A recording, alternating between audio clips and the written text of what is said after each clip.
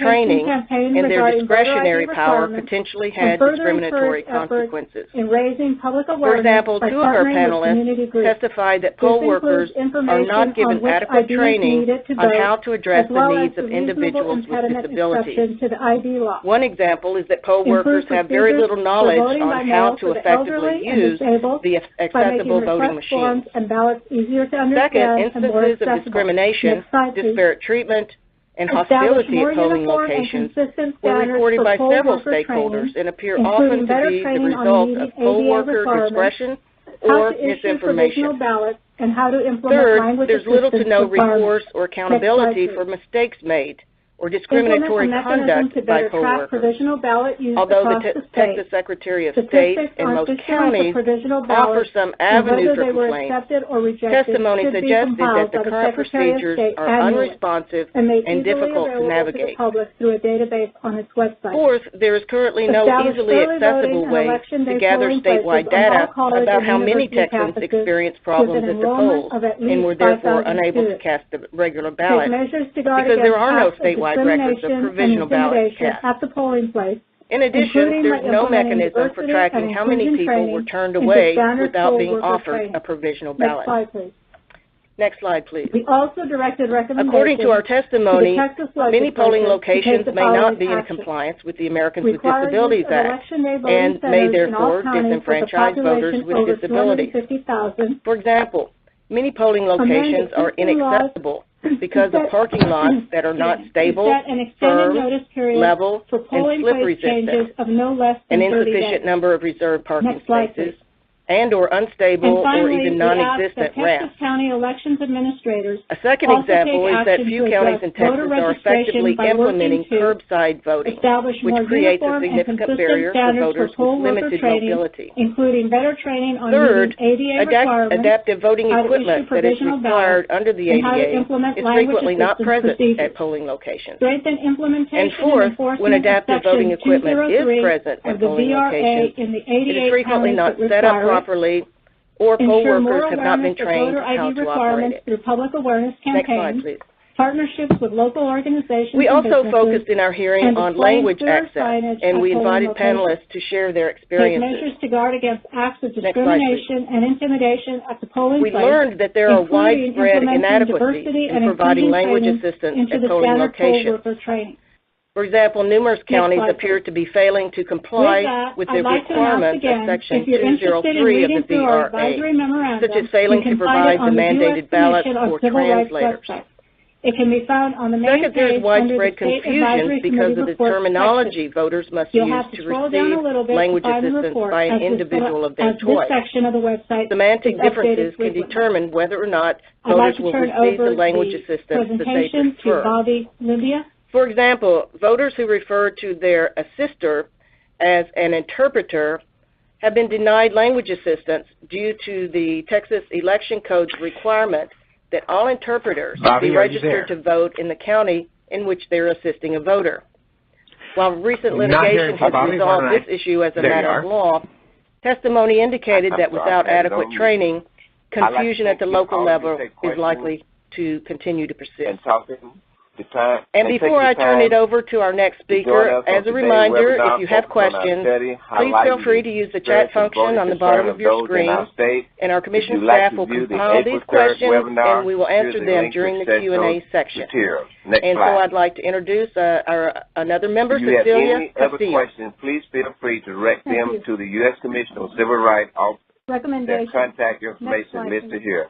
Thank you again for joining us. We issue recommendations to the U.S. Commission on Civil Rights to consider forwarding to the appropriate federal and state enforcement agencies. And so I believe it's open for questions now. On the next few slides, we've Anna? identified specific actions that each of these entities Yes, hi, should take this is to Anna ensure all voters Cortez. in Texas I am a civil rights analyst with the Commission on Civil Rights. We received a few questions from the audience. I will direct them to a committee member, and if any other committee member would like to build on these responses, please feel free to.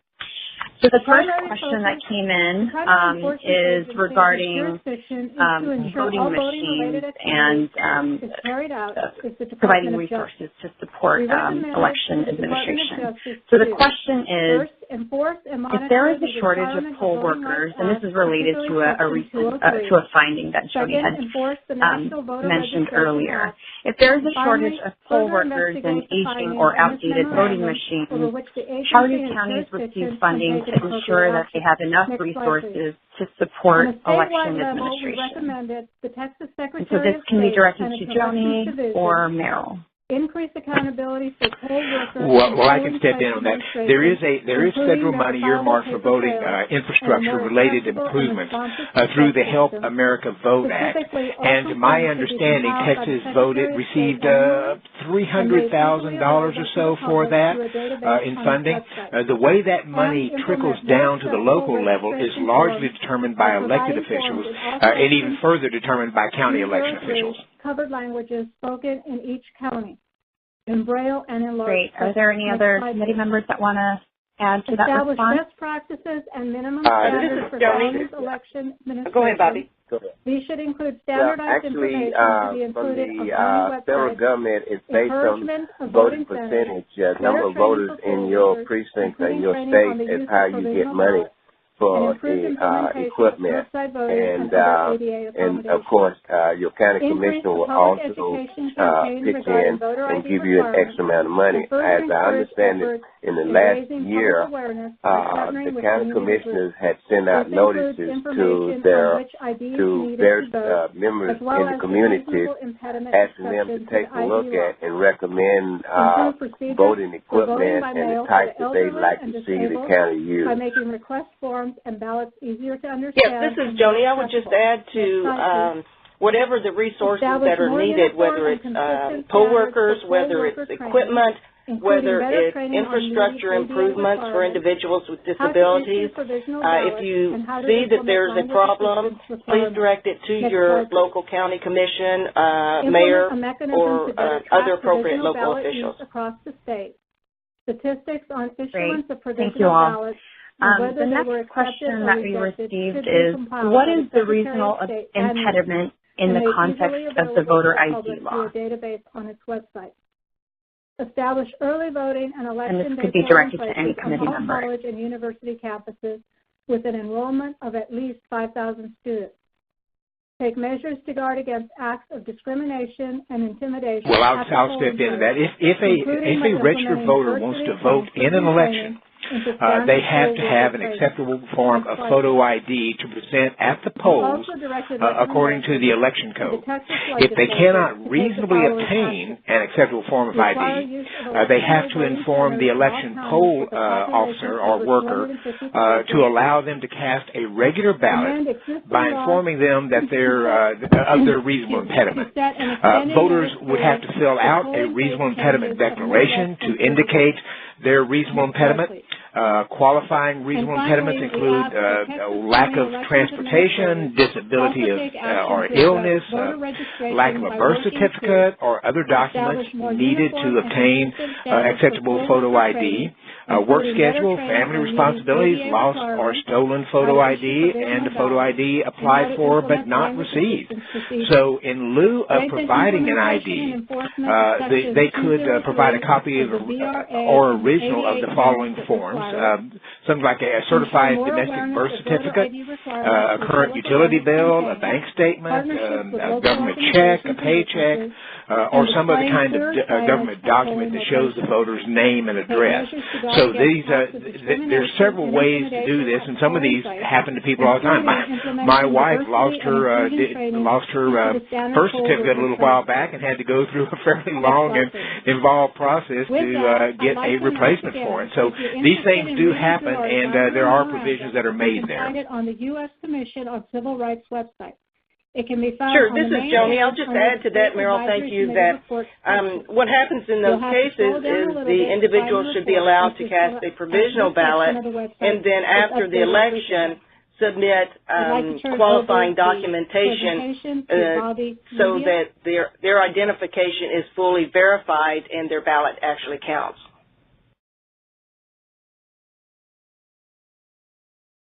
Great, thank you.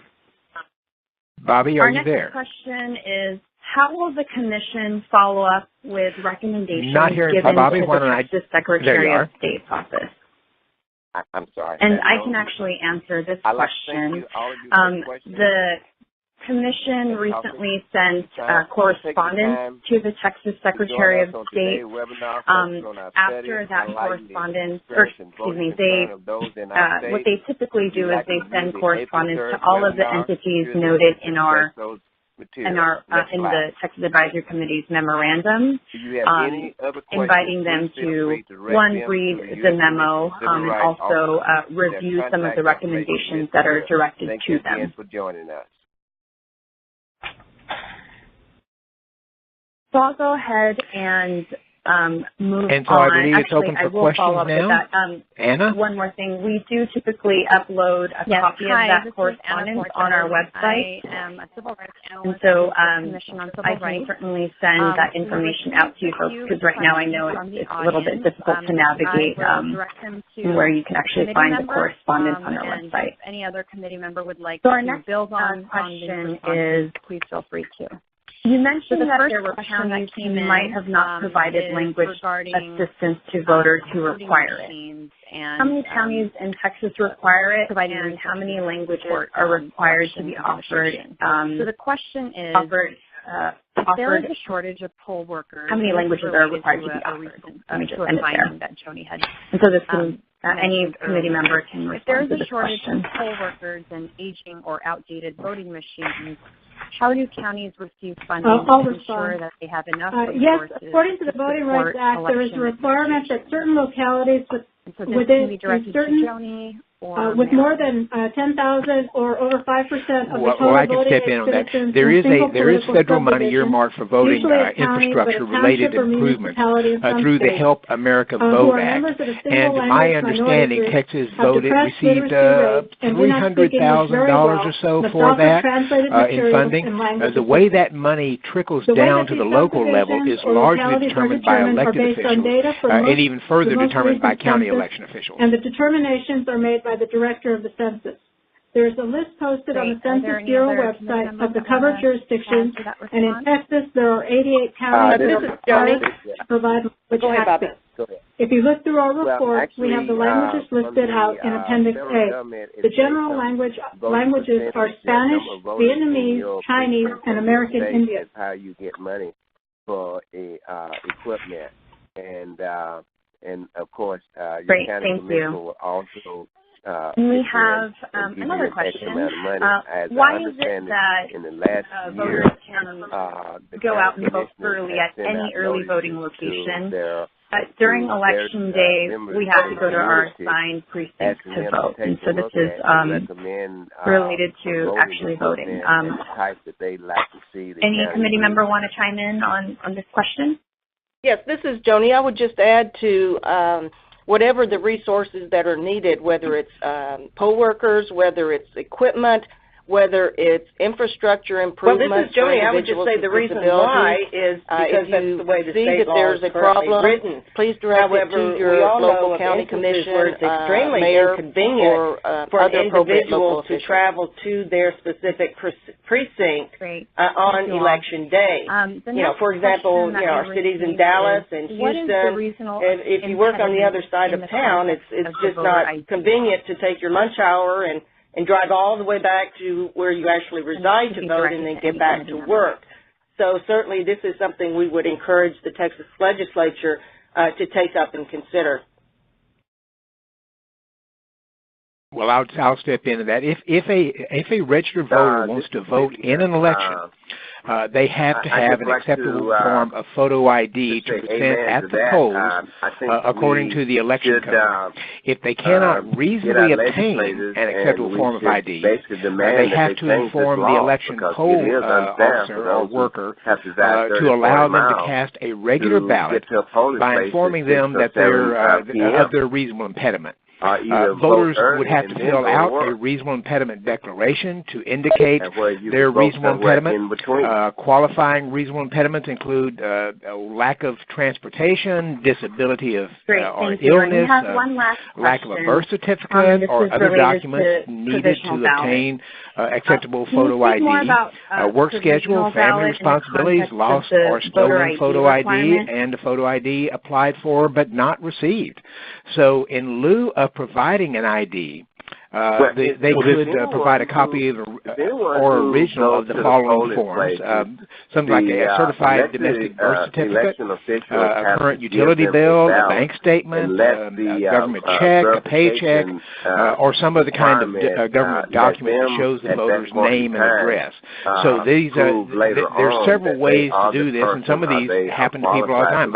My wife lost her birth certificate a little while back and had to go through a fairly long and involved process to get a replacement for it. So these things do happen, and there are provisions that are made there.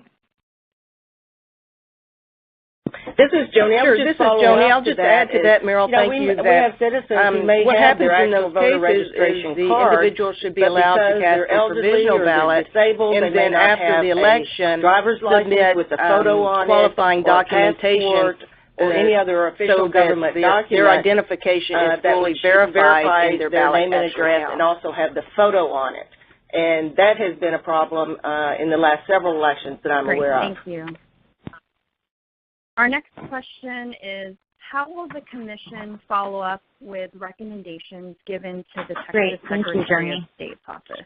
And those are all the questions that I received from the audience, so I'll go ahead and turn it back to you, Meryl, for closing remarks. Recently sent correspondence. Well, I want to thank you, Anna, and to my fellow committee members for helping us do this. It is a very timely issue that we're facing right now, and we hope that you as listeners will take the time to go to the U.S. Commission on Civil Rights website, usccr.gov, and take a look at that for the state go to the state advisory committees. You can see our information there, but you can also take a look at what some of the other states are doing and concerned about, because there's not many other issues more important to us as Americans as being able to have access to the polls and vote our conscience. So I want to thank you for joining us. And so I can certainly send that information out to you folks, because right now I know it's a little bit difficult to navigate and where you can actually find the correspondence on our website. So our next question is, you mentioned that there were counties who might have not provided language assistance to voters who require it. How many counties in Texas require it, and how many languages are required to be offered? How many languages are required to be offered? Let me just end it there. And so this can, any committee member can respond to this question.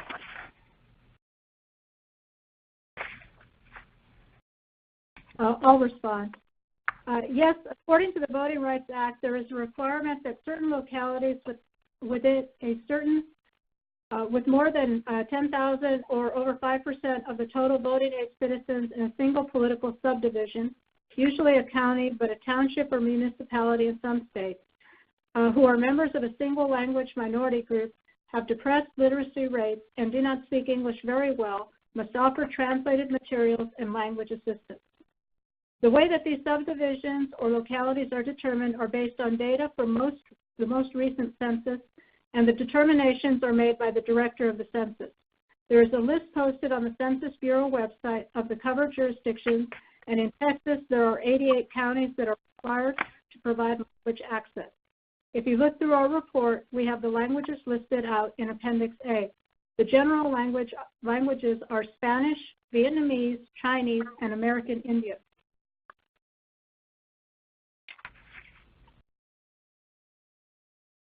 Great, thank you. And we have another question.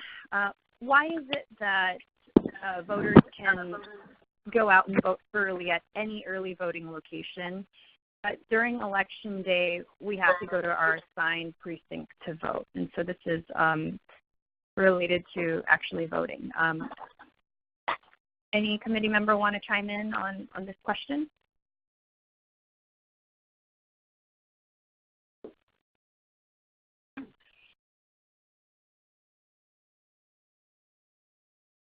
Well, this is Joni. I would just say the reason why is because that's the way the state law is currently written.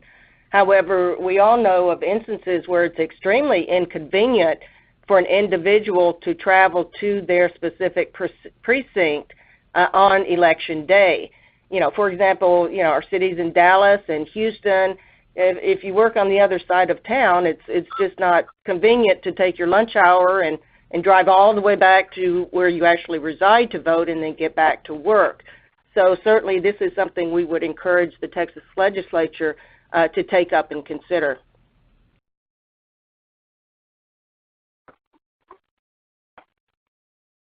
This is Lydia.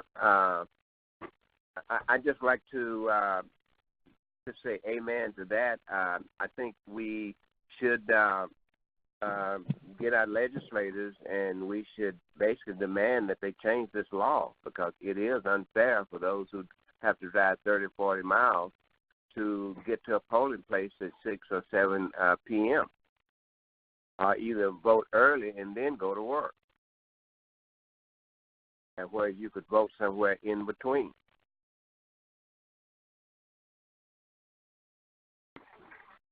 Great, thank you. And we have one last question, and this is related to provisional ballots. Can you speak more about provisional ballot in the context of the voter ID requirement?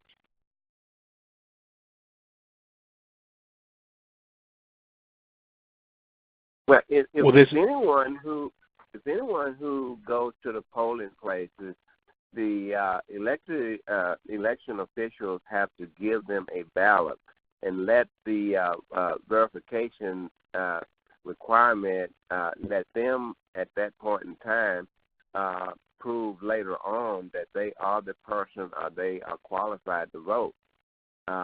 They have so many days, I think it's 6 days, to go in and verify that they are eligible to vote and vote for that person and in that precinct.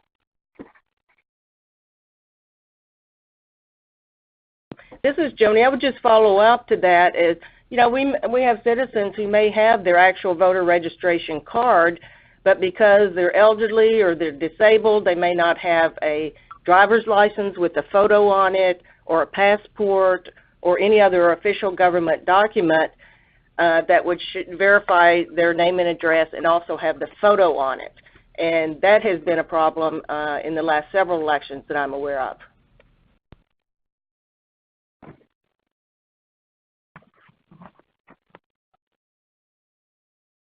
Great, thank you, Joni. And those are all the questions that I received from the audience, so I'll go ahead and turn it back to you, Merrill, for closing remarks. Well, I want to thank you, Anna, and to my fellow committee members for helping us do this. It is a very timely issue that we're facing right now, and we hope that you as listeners will take the time to go to the U.S. Commission on Civil Rights website, usccr.gov, and take a look at that for the state. Go to the state advisory committees. You can see our information there, but you can also take a look at what some of the other states are doing and concerned about, because there's not many other issues more important to us as Americans as being able to have access to the polls and vote our conscience. So I want to thank you for joining us, and look forward to maybe hearing from you. If you have any emails, send them to Anna, and we can follow up with those. Thank you very much.